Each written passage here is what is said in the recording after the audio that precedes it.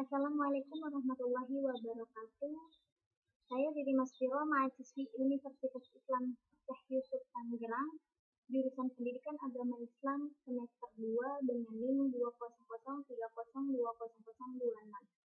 Sebelumnya saya ingin mengucapkan terima kasih kepada teman-teman yang sudah menonton video saya kali ini, dan tak lupa ucapan terima kasih saya kepada Ibu Ferawati Fajrin SPD MPD selaku dosen pengampu pada mata kuliah Bahasa Indonesia.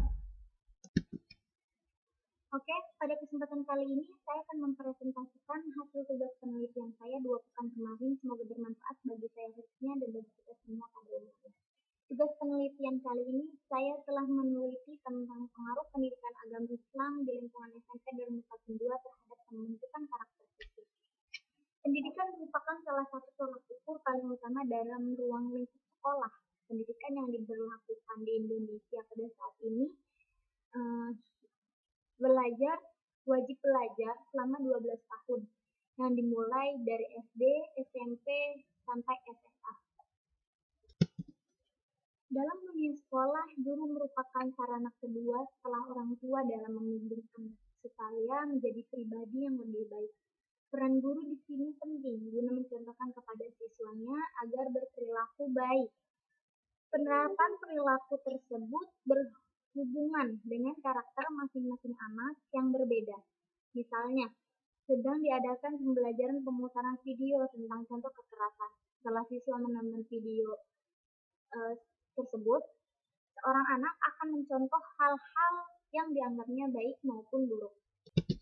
Contoh tadi membuktikan bahwa gaya atau cara mendidik juga harus diterapkan supaya anak tidak bosan dan mengikuti perilaku yang dianggap baik.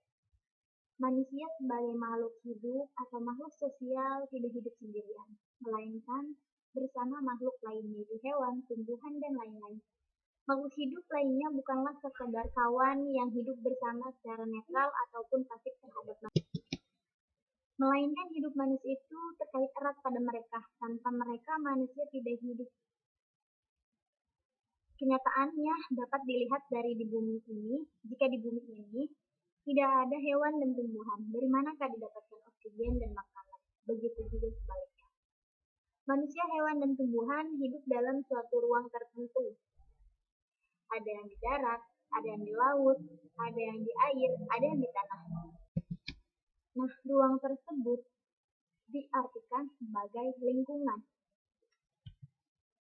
Lingkungan adalah merupakan suatu kesatuan ruang dengan semua benda daya dan keadaan makhluk hidup termasuk manusia dengan segala perilakunya yang mempengaruhi alam dan kelangsungan kehidupan. Namun manusia memiliki kemampuan sosial berupa kesadaran sosial dan pengelolaan sosial yang terus mengalami perubahan sejalan seiring berkembangnya waktu dan kedewasaan seseorang.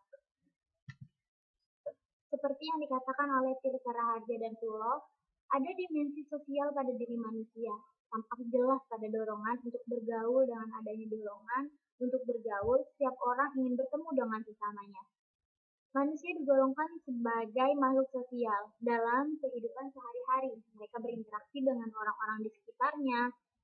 Dari proses interaksi inilah biasanya tercipta suatu kerjasama antar sesama manusia yang bertujuan untuk memenuhi segala kebutuhan hidupnya, baik yang primer maupun yang sekunder. Dalam hal ini, lingkungan merupakan salah satu objek bagi manusia untuk menimba ilmu dan pengalaman. Bagaimana dalam Al-Quran dikatakan, Allah berfirman, Allahu akhrajakum min butuni ummahatikum la ta'lamuna syai'an wa ja'ala lakumus sam'a wal absar wal afidah la'allakum tashkurun. Yang artinya, dan Allah mengeluarkan kamu dari perut ibumu dalam keadaan tidak mengetahui suatu apapun, dan Ia memberimu pendengaran, penglihatan, dan hati agar kamu bersyukur. Quran Surah An-Nahl ayat 78. Maksud ayat ini adalah Allah mengajarkan manusia apa-apa yang sebelumnya mereka tidak ketahui. Allah mengkaruniakan kepada mereka berupa pendengaran, penglihatan, serta akal sehat agar mereka mampu memahami dan membedakan antara mana yang baik dan mana yang buruk. Pendidikan adalah proses pengubahan sikap dan tata laku seseorang atau kelompok orang dalam usaha mendewasakan manusia melalui upaya pengajaran dan pelatihan, serta Sederhana, pendidikan dapat diartikan sebagai upaya mencerdaskan kehidupan bangsa dalam mengembangkan potensi manusia yang lebih manusiawi. Belajar merupakan kegiatan yang dilakukan oleh seorang atau kelompok secara sadar. Kegiatan ini perlu yang namanya dorongan dari aspek mental yang bertujuan merubah apa yang ada di dalam dirinya menjadi lebih baik. Kegiatan belajar juga diartikan sebagai interaksi seseorang dengan lingkungannya. Pembelajaran sangatlah erat kaitannya dengan pendidikan. Kegiatan belajar merupakan kegiatan interaksi pendidik dengan peserta didik. Peserta didik dengan materi pembelajaran keduanya bisa dilakukan dalam lembaga formal dan non-formal. Menurut Syamsul Yusuf mengatakan bahwa sekolah merupakan lembaga pendidikan formal yang secara sistematis melaksanakan program bimbingan, pengajaran, dan latihan dalam rangka membantu siswa agar mampu mengembangkan potensinya yang menyangkut aspek moral serta spiritual. Sekolah sebagai tempat yang dipercaya masyarakat dapat menciptakan generasi penerus bangsa yang berpotensi serta memiliki karakter yang sesuai dengan norma dan nilai yang berlaku di masyarakat.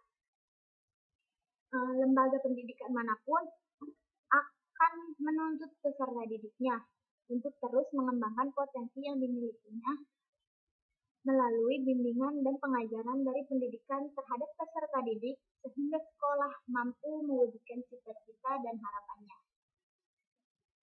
Dapat dilihat dari kenyataan yang ada, masih terdapat beberapa lembaga pendidikan yang belum berhasil dalam mewujudkan dan membentuk karakter siswa. Hal ini terbukti masih ada beberapa dari siswa yang tidak bisa menunjukkan sikap menghargai antar sesama, serta tidak peduli terhadap lingkungan sekitar. Karakter yang dibangun sekolah merupakan kelanjutan dari pembentukan karakter di lingkungan keluarga. Maka dari itu, sekolah dan lingkungannya serta secara bersama-sama saling mendukung untuk membentuk karakter siswa yang sesuai dengan norma dan nilai yang berlaku di lingkungan masyarakat. Nilai-nilai karakter yang dikembangkan di lingkungan pendidikan sekolah bertujuan untuk menjadikan siswa menjadi pribadi yang lebih baik lagi dalam memecahkan suatu permasalahan baik secara baik, jujur, bertanggung jawab, serta mampu menjadikan siswa sebagai generasi penerus bangsa yang cerdas yang mampu bersaing dengan generasi bangsa-bangsa lain. Menerapkan kebiasaan-kebiasaan baik dari guru dan siswa di lingkungan sekolah merupakan kegiatan di luar ketentuan kurikulum yang berlaku.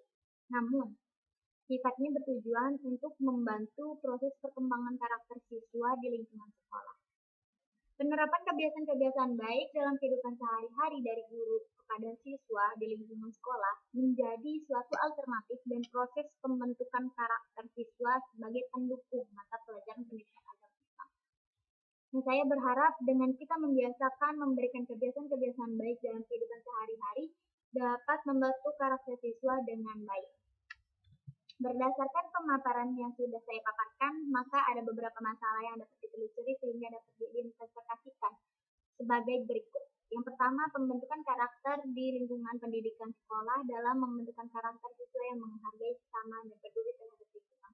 Yang kedua, lingkungan pendidikan sekolah terutama dalam asrama dapat mempengaruhi pembentukan karakter siswa. Dan yang ketiga, membentukkan karakter di lingkungan pendidikan sekolah dalam membentuk karakter siswa yang menghargai sesama dan peduli terhadap lingkungan. Nah, adapun kegunaan penelitian saya kali ini, kegunaannya itu adalah secara teoritis kegiatan hasil penelitian ini bagi penulis akan lebih mengetahui pengaruh antara lingkungan pendidikan sekolah sebagai wadah pengembangan potensi serta berinteraksi dengan sesama terhadap pembentukan karakter peserta didik. Secara praktis, lingkungan pendidikan sekolah merupakan wadah pembinaan dan pengembangan sumber daya generasi muda yang memiliki watak, budi pekerti, dan akhlak yang baik. Mungkin cukup sekian pemaparan hasil penelitian saya kali ini. Kurang lebihnya saya mohon maaf. Wassalamualaikum warahmatullahi wabarakatuh.